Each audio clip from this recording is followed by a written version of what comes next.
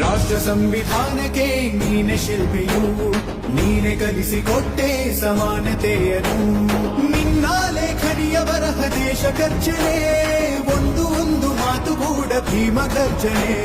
ನಾಯಕ ನೀನು ಭೀಮರ, ಮಹಾನಾಯಕ ನೀನು